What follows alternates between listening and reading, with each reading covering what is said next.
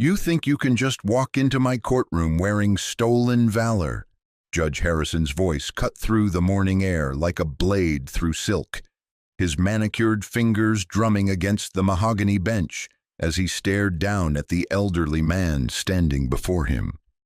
The defendant, William Bill Thornton, 78 years old, with hands that trembled not from fear but from age, stood quietly in his worn suit, the Medal of Honor hanging from its pale blue ribbon against his chest, catching the fluorescent lights of the courtroom like a star pulled down from heaven itself.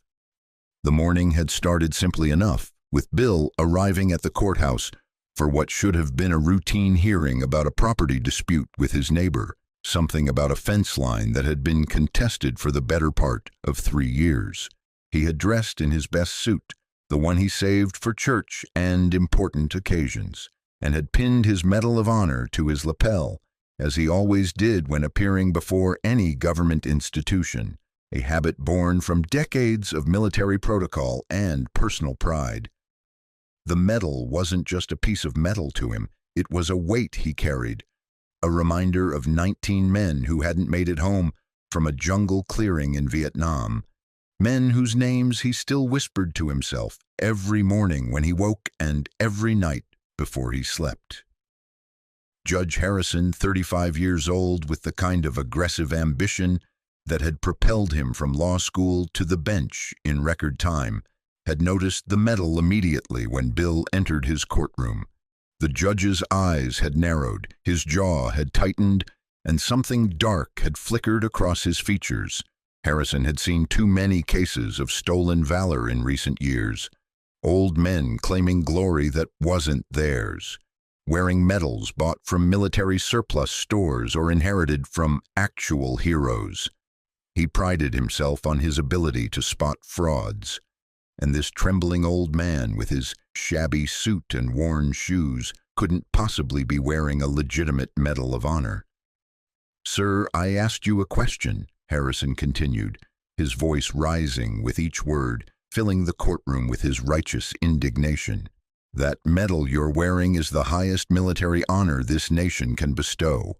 Do you really expect this court to believe that you, standing there in your threadbare suit, earned such a distinction? Remove it immediately, or I'll have you charged with violating the Stolen Valor Act." The prosecutor, a young woman named Jennifer Walsh, who had been preparing her notes for the property dispute case, looked up in surprise. This wasn't what they were here for, but she recognized the dangerous glint in Judge Harrison's eyes, the same look he got when he was about to make an example of someone. Bill's weathered hands moved slowly to the medal, not to remove it, but to touch it gently, the way a father might touch a photograph of a child lost too soon. His fingers traced the bronze star, feeling the raised letters that spelled out valor on the suspension bar. Behind his eyes, for just a moment, he wasn't in the climate-controlled courtroom anymore, but back in the suffocating humidity of the Central Highlands. The smell of cordite and blood thick in the air, the screams of wounded men echoing through the elephant grass. "Your Honor," he said, his voice steady despite the tremor in his hands, "this medal was presented to me by President Nixon in 1971. I've worn it every day since, except when I was in the hospital. I mean no disrespect to this court." "Liar!" Harrison's fist came down on the bench with enough force to make the water pitcher jump. "I've seen enough frauds and fakers to know one when I see one. You probably bought that medal at some pawn shop, thinking you could impress people with your false heroics. Bailiff, remove that medal from this man immediately. We're going to add charges of stolen valor to whatever brought him here today." The bailiff, a former Marine named Marcus Thompson, who had served 2 tours in Afghanistan, hesitated. Something about the way the old man stood, the way he held himself despite his age, reminded Marcus of the veterans he'd known, real warriors who carried their service in their bones rather than on their sleeves. As Marcus approached Bill slowly, reluctantly, his trained eye caught something the judge had missed. The medal wasn't some replica or cheap reproduction. The patina, the weight of it as it moved with Bill's breathing, the specific way the ribbon had faded. These were details that couldn't be faked. More than that, Marcus noticed the way Bill's left shoulder dropped slightly, an old injury perhaps, and the barely visible scarring on his neck that disappeared beneath his collar. These were the marks of someone who had seen real combat, who had paid prices that couldn't be bought at any surplus store. "Judge Harrison, sir," Marcus said carefully, "perhaps we should verify the medal's authenticity before—" But Harrison cut him off with a wave of his hand, his face flushing red with anger. "I don't need verification, bailiff. I can see a fraud from where I sit. This man is insulting every real hero who ever served. Now do your job, or I'll find someone who will." The courtroom had filled during this exchange, word spreading quickly through the courthouse that something unusual was happening in room 304. Court reporters, lawyers waiting for other cases, and citizens there for various legal matters all crowded into the gallery, their phones out despite the supposed prohibition on recording devices. Bill stood perfectly still as Marcus approached, his pale blue eyes meeting the bailiff's with a kind of resigned dignity that spoke of battles fought long ago, of a different kind of courage than what was being demanded of him now. "It's all right, son," Bill said quietly to Marcus, loud enough for only the bailiff to hear. "I've faced worse than an angry judge. Do what you have to do." Marcus reached for the medal, his hands hesitating inches from the ribbon. In that moment, he made a decision that would change the trajectory of his career and perhaps his life. Instead of removing the medal, Marcus pulled out his phone and stepped back. "Your Honor, I'm calling the Pentagon's Medal of Honor verification office. This will only take a moment." Harrison's face went from red to purple, his voice becoming a roar that echoed off the courtroom walls. "Bailiff Thompson, you are in contempt of court. I am ordering you to—" But Marcus had already dialed, the phone on speaker so the entire courtroom could hear. The voice on the other end was crisp, professional. "Medal of Honor Verification Office, Sergeant Major Patricia Williams speaking." "Sergeant Major, this is Marcus Thompson, formerly Corporal Thompson, 2nd Battalion, 7th Marines. I'm a court bailiff in Phoenix, Arizona, and I need immediate verification of a Medal of Honor recipient. Name, William Thornton, award year approximately 1971. There was a pause, the clicking of keyboard keys audible through the phone's speaker. The entire courtroom had gone silent, even Judge Harrison temporarily stunned into speechlessness by the bailiff's defiance. Then Sergeant Major Williams' voice came back, different now, carrying a tone of profound respect. "William James Thornton, Staff Sergeant, United States Army, Medal of Honor awarded July 15, 1971, for actions on March 3, 1970, in Quang Tri Province, Republic of Vietnam." Citation reads, "For conspicuous gallantry and intrepidity at the risk of his life above and beyond the call of duty. Staff Sergeant Thornton distinguished himself while serving as squad leader during a search and destroy mission. When his platoon was ambushed by a numerically superior North Vietnamese force, Sergeant Thornton single-handedly assaulted 3 enemy machine gun positions, allowing for the evacuation of 19 wounded soldiers. Despite suffering multiple gunshot wounds, he continued to provide covering fire and carried 3 wounded men to safety before collapsing from blood loss. His extraordinary heroism and selflessness above and beyond the call of duty are in keeping with the highest traditions of military service."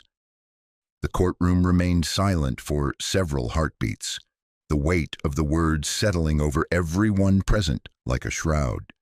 Bill hadn't moved, hadn't reacted, his eyes fixed on some distant point as if he could see through the walls of the courthouse to that jungle clearing half a world and half a century away. Judge Harrison's face had gone from purple to white, his mouth opening and closing like a fish pulled from water, no words coming forth. It was Jennifer Walsh, the prosecutor, who broke the silence. Your Honor, I move that all proceedings against Mr. Thornton be immediately suspended pending. But she never got to finish her sentence. The courtroom doors burst open with enough force to bang against the walls, and through them strode a figure in army dress blues, stars gleaming on his shoulders. Lieutenant General James Crawford, commanding officer of Fort Huachuca, had received Marcus's call through channels that moved faster than official reports. Crawford had been in Phoenix for a meeting with state officials, and when he'd heard that one of his Medal of Honor recipients was being harassed in a courtroom, he'd commandeered a helicopter and flown directly to the courthouse. What in the name of God is going on in this courtroom? Crawford's voice wasn't loud, but it carried the kind of authority that made everyone, including Judge Harrison, shrink back. The general's eyes swept the room before settling on Bill, and when he saw the old soldier, his entire demeanor changed. Crawford snapped to attention and rendered a perfect salute, holding it until Bill, somewhat bewildered, slowly raised his own hand in return. Sergeant Thornton, sir. It's an honor to meet you. I've taught your actions at Quang Tri to every officer who's come through my command. You saved 19 men that day. 19 who made it home, Bill said quietly, and for the first time his voice cracked slightly. Lost 4 before I could get to them. I still see their faces, General. Murphy, Kosinski, Williams, and young Davies. He was just 19, was going to propose to his girl when he got home. Had the ring in his footlocker. General Crawford moved to stand beside Bill, his presence a shield between the old soldier and the judge. Your Honor, Crawford said, his voice now carrying an edge of barely controlled anger, are you aware that what you've done here today constitutes a federal offense? Harassing a Medal of Honor recipient, attempting to confiscate a legally awarded military decoration, and bringing false charges of stolen valor against a verified war hero. Harrison, who had found his voice again, though it came out as more of a squeak than the commanding tone he usually employed, tried to defend himself. General, I had no way of knowing. He didn't seem... Crawford cut him off with a look that could have melted steel. He didn't seem what, Your Honor? Like a hero. Let me tell you what heroes look like. They look like the man standing next to me, who went to war when he was 22 and came home aged beyond his years. They look like people who carry invisible wounds that never heal, who wake up at night still hearing the sounds of battle, who spend their lives wondering if they did enough, even though they did more than anyone could have asked. The general turned to address the now packed courtroom, his voice carrying to every corner. Staff Sergeant William Thornton spent 3 months in a field hospital after his actions in Quang Tri. He had 14 separate gunshot wounds, shrapnel in his spine that's still there today, and burns over 30% of his body from when he ran through white phosphorus smoke to reach wounded men. He could have taken a medical discharge with full honors, but instead, he stayed in the Army for another 10 years, training young soldiers, passing on what he'd learned, making sure that others might survive where his friends hadn't. Bill shifted uncomfortable under the attention, his hand moving again to the medal. General, please, it's all right. The judge didn't know. These things happen. But Crawford wasn't finished. He pulled out his phone and made a call that connected immediately. Mr. Secretary. Yes, sir, we have a situation in Phoenix. A federal judge named Harrison has been harassing Medal of Honor recipient William Thornton, attempting to charge him with stolen valor. Yes, sir, I'm standing next to Sergeant Thornton now. Yes, sir, I'll put you on speaker. The voice that came through the phone was immediately recognizable to everyone in the courtroom as the Secretary of Defense. Sergeant Thornton, this is Secretary Matthews. On behalf of the Department of Defense and the United States of America, I apologize for the treatment you've received today. I'm directing my legal team to investigate this matter immediately. Judge Harrison, if you can hear me, You should expect to be contacted by the Justice Department within the hour. Sergeant Thornton, is there anything you need, sir? Bill's response was characteristic of the man he was. Mr. Secretary, I just came here about a fence dispute with my neighbor. I'd just like to get that sorted out and go home. My wife will be wondering where I am. There was a pause. Then the secretary's voice came back, warmer now, almost amused. General Crawford, please ensure Sergeant Thornton's legal matter is resolved immediately and favorably. And Sergeant Thornton, thank you for your service, sir. The nation owes you a debt it can never repay. After the call ended, the courtroom remained in stunned silence. Judge Harrison had slumped in his chair, his face a mask of shock and growing realization of what he'd done. His career, which he'd built so carefully, which had been his entire identity, was effectively over. He'd be lucky if he only lost his position. Criminal charges were a very real possibility. But Bill, looking at the broken man behind the bench, felt no satisfaction, only a tired kind of pity. He'd seen too many young men broken by their own hubris to take pleasure in another's downfall. Your Honor, Bill said, his voice carrying clearly through the silent courtroom, I'd like to ask that no charges be brought against you. Harrison's head snapped up, confusion clear in his eyes. You made a mistake, a bad one, but I've seen too many lives destroyed to want to see another one ruined. Maybe you could use this as a learning experience. Remember that not everything is as it appears, that sometimes the heroes are the ones who look the least like what you'd expect. General Crawford started to protest, but Bill raised his hand slightly, a gesture that somehow carried enough authority to silence a three-star general. Sir, I've had men under my command who made mistakes, who let anger or pride cloud their judgment. Some of them died before they could learn from those mistakes. Judge Harrison has a chance to learn, to become better. That's all any of us can ask for, isn't it? The chance to be better than we were yesterday? The property dispute that had brought Bill to court in the first place was resolved in less than 5 minutes, completely in Bill's favor. As he prepared to leave, Marcus the bailiff approached him, standing at attention. Sergeant Thornton, it was an honor to stand up for you today. Bill reached out and put a weathered hand on the younger man's shoulder. You did the right thing when it wasn't easy, son. That's all any of us can do. You would have made a good soldier in my squad. Coming from Bill Thornton, there was no higher compliment. As Bill walked toward the courtroom doors, the entire gallery rose to their feet. Someone started clapping, slowly at first. Then others joined in until the applause was thunderous. Bill stopped at the door, turned back to face them all, and for the first time that day, he smiled. It was a sad smile, one that carried the weight of decades and the memory of young men who would never grow old. But it was genuine. He raised his hand in a small wave, then walked out, General Crawford at his side. 6 months later, Judge Harrison, who had resigned from the bench the day after the incident, would receive a letter. It was handwritten, the script careful but slightly shaky. It read, Judge Harrison, I heard you've been volunteering at the Veterans Administration, helping with legal services for veterans who can't afford representation. That's good work, important work. We all fall down sometimes. What matters is how we get back up.